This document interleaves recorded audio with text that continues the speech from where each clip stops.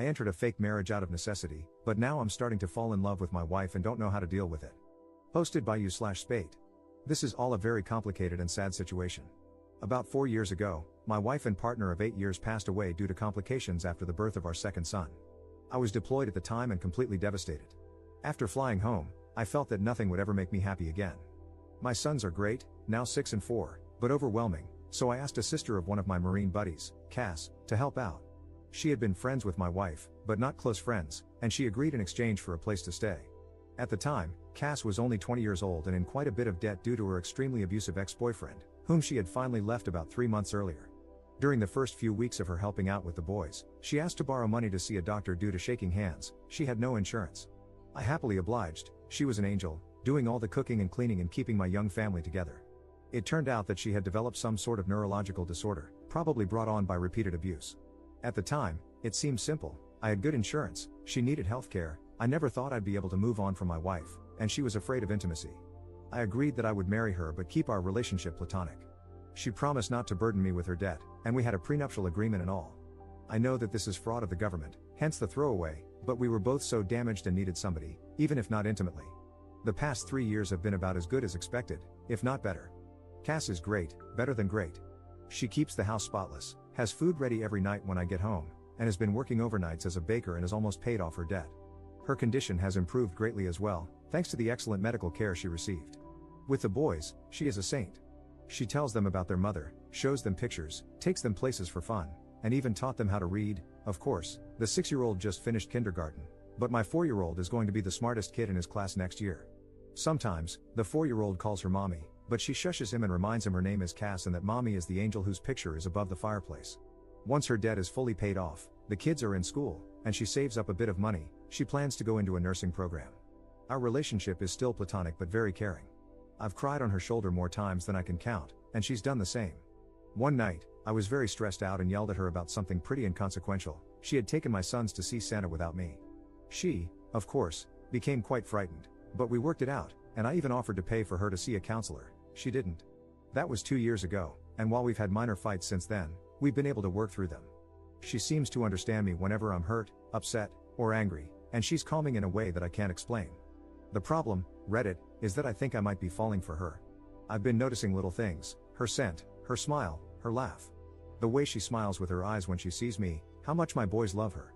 Not to mention that she's gorgeous, hardworking, and one of the strongest people I've ever encountered. A few nights ago, I almost kissed her after we had put the boys to bed, and her hugs goodbye have started lasting a little bit longer. The other day, she was taking a nap in my bed, she was washing her sheets, and I wanted to join her. Not to have sex with her, just to lay with her, hold her, and kiss her. I don't know what to do or how to even bring this up. It's been 4 years since my wife died. I can only think of a quote from A Song of Ice and Fire in which a character says, "When the sun has set, no candle can replace it," meaning that since his true love has died, nobody could replace her. That's how I used to feel, but there have been days when my thoughts are occupied with Cass, and I haven't even thought about my wife. I feel bad about it, and I still miss her, but I never thought I'd be able to move on. I feel guilty and disloyal. At the same time, I want her, not just sexually or physically, but romantically. I want to be intimate with her, not just as friends. I don't know how to bring it up. I don't want to scare her or make her uncomfortable, but this is becoming more difficult than I could have ever imagined. I was thinking about asking her to get dinner, just the two of us, and bringing it up. But what if she refuses? How can I gauge her interest? If it means anything, the other day she was having a hard time with the boys, they were restless and out of hand, so I brought her home some of her favorite flowers. She was extremely giddy, gave me another lingering hug, and even gave me a quick kiss on the lips. I was taken aback, but she pranced around, finishing dinner and putting the flowers in a vase. What does this mean? Edit. Screw it. It's been an hour on here, and you've convinced me to tell her. I've called her favorite fancy restaurant and made a reservation. Her brother agreed to babysit and let her/me stay at his place tonight if she isn't into it or feels uncomfortable.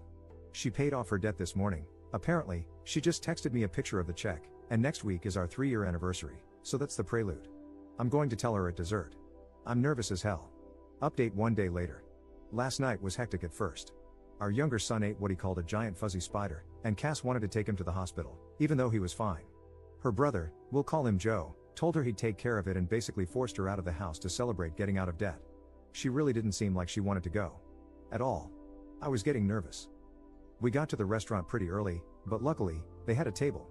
She ordered wine, which was odd because she hasn't drunk much since breaking up with her ex, but I figured it was a time to celebrate. We made small talk for a while, but it felt forced, and I knew I had to tell her soon. Before the entrees even came, I said I had something to talk to her about. She didn't smile and told me, "I know. Joe told me."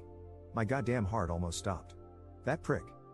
I hurriedly told her I was so sorry, that I didn't want her to find out that way, and I had wanted to tell her myself. She shook her head, frowned, and said it was okay. She just wanted me to be happy and said I deserved it.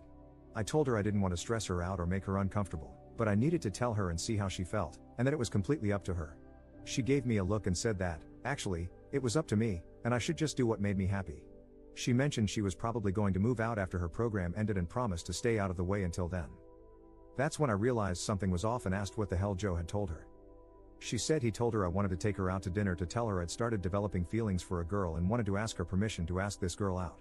It was then I realized Joe had set me up for the most climactic pickup line ever to exist. Our entrees came. I had shrimp and pesto gnocchi, and she had crab legs, for you detail lovers, and I explained that, yes, I'd started developing feelings for a girl, I just didn't want it to mess up what we had. She said it wouldn't mess anything up, that she still loved the boys, and that she'd take care of them in the house. I then explained that I wasn't going to ask the girl on a date, though, and she asked incredulously why not. Then I dropped the smoothest line I've ever dropped, because I'm already on a date with her. Right? Thanks, Joe. He must have known about the movie I had planned and really wanted that line. She gave me this look, the same one she gives my sons when they say things like, "I'm going to the mall by myself," or "I have a girlfriend named Tammy." Then she looked away, smiled, shook her head, and asked, "Really?" I nodded and told her I cared about her more than anybody else alive, other than my sons, that I loved our family, and that I'd fallen in love with her. She took a drink of wine, rolled her eyes, and said, "About freaking time, Alex." I'll never forget what happened next. Maybe it was a faux pas, but I leaned across the table and kissed her, spilling her wine. But neither of us cared, and we kissed for about a minute before she told me to get off her before her crab legs got cold. She was joking, but not, you'd have to know her. After leaving the restaurant, we got ice cream, sat around, and kissed some more before heading home. Joe was sitting on our couch watching one of those VH1 dating shows with a crap-eating grin on his face. Cass ran in, screaming at him that he ruined everything and that she was going to have to move in with mom now. We let him believe it for about 5 seconds before bursting into laughter. He shook my hand, told me the boys were sleeping, and left. I picked Cass up, kissed her, and carried her to my room, where we, well, made out for like 2 hours and snuggled the hell out of each other. She isn't ready for anything else but emphasized yet. I'll give her all the time in the world. At one point, the youngest came in because of a nightmare and brought his dog, a golden retriever puppy, claiming the doggy was scared. So, of course, we let him in. I woke up early to make everyone breakfast, and, of course, deliver it, and am about to go kiss my wife goodbye before asking my boss for the second half of the day off to spend more time with her while the boys are at school and preschool. Sorry I haven't replied to everything, I was a little busy, but thank you all for the support. Second update 2 months later. Hey everybody. I hope your workday is going well. My day has been crazy, but everything has been going wonderfully lately. It was somewhat strange at first explaining it to our friends and family, but most of them had already caught on, including my sons, who act as if nothing has changed. I'm pretty sure the little buggers knew the entire time. Anyway, last night I came home, and Cass was out of it. Dinner was burnt, which is no big deal, I can't cook well either, but it's out of character, and she was drinking lightly, only 1 or 2 glasses of wine. I asked her what was wrong, obviously concerned, and she told me that her ex-boyfriend, 30M, got parole last week.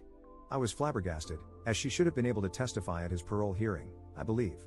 Apparently, the crime for which he was incarcerated was unrelated to the abuse, which I had always assumed was the reason, but Cass had been 1, assured it would put him away for at least a decade, and 2, far too afraid to testify against him or press charges. Apparently, he'd been arrested for this felony, and while he was being held, he asked her to post bail. Instead, she asked my first wife for help moving out and moving on. I don't know what to do.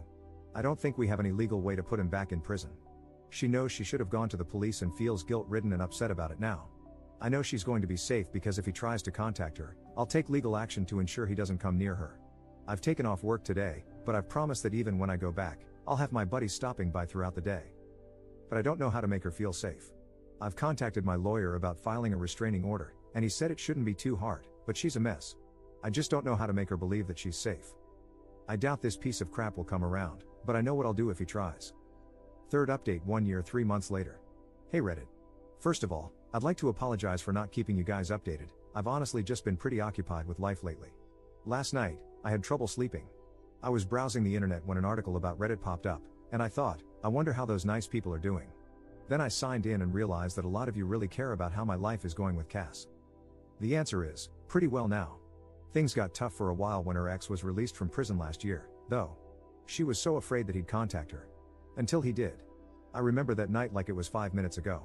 Somebody rang our doorbell, and the oldest son answered. He asked for Cass. She told the boys to go upstairs, gave me a look, and I knew. But she didn't look scared. The crapstain apologized, begged for forgiveness, and asked for a second chance. She was so brave. I wanted to kill him, but she told him no and asked him to leave.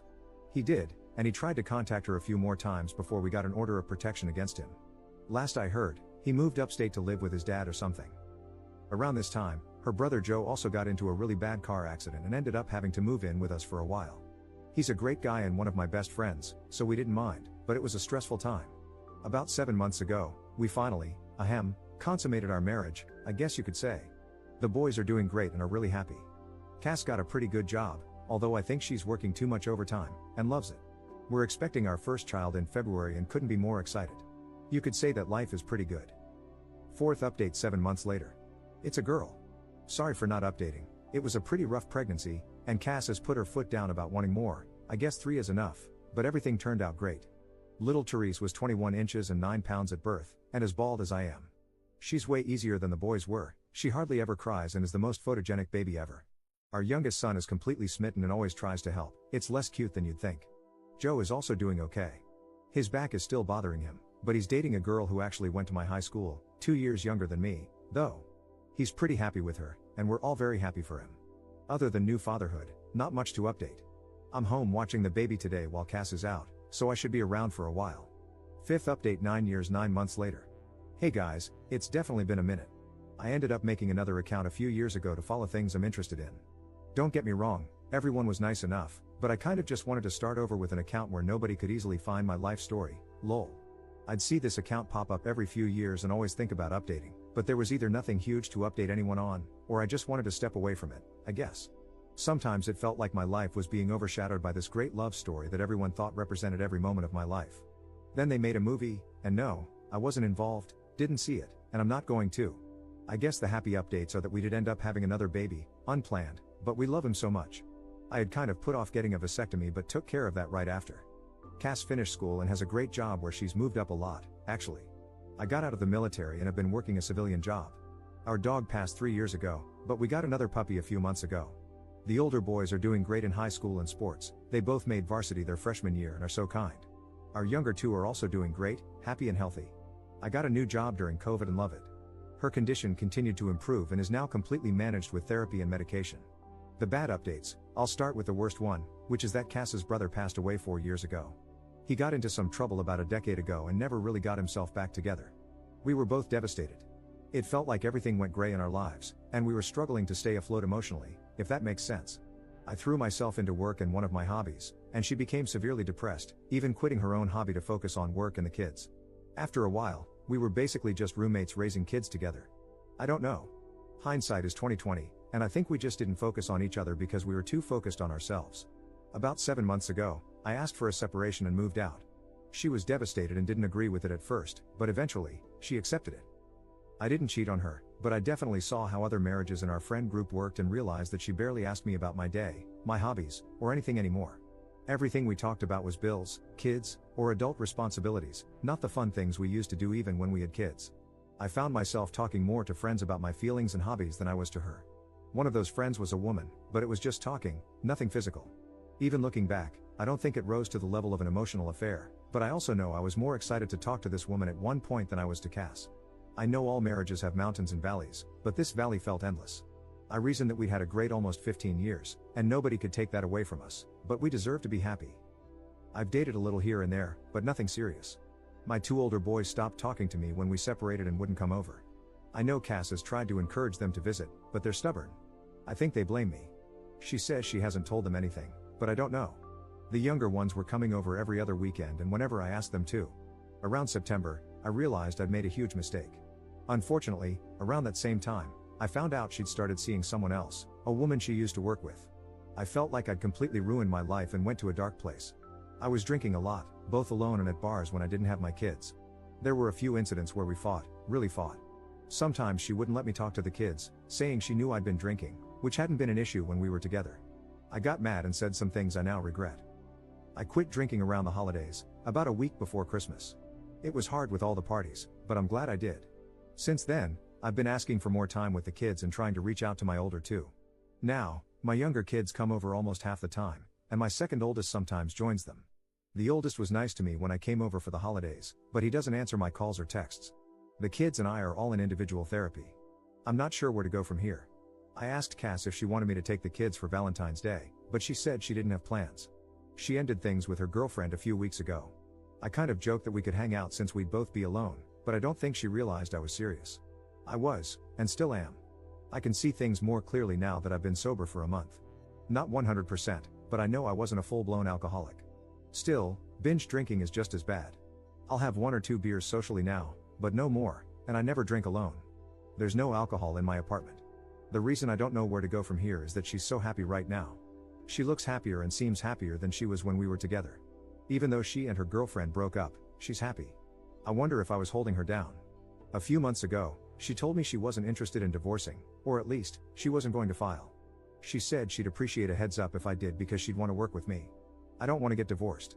I don't want to be separated. I don't want to live in this stupid apartment anymore without my kids or my wife. I don't think it's an easy fix where I can just take her out to dinner and tell her how I feel. I've thought about asking her to join a therapy session with me, or even suggesting couples counseling, but every time I want to ask, I hesitate. I guess I'm afraid of her saying no. Now that she's single and I'm sober, I think she'd be more likely to say yes, but if she doesn't, I'd be crushed.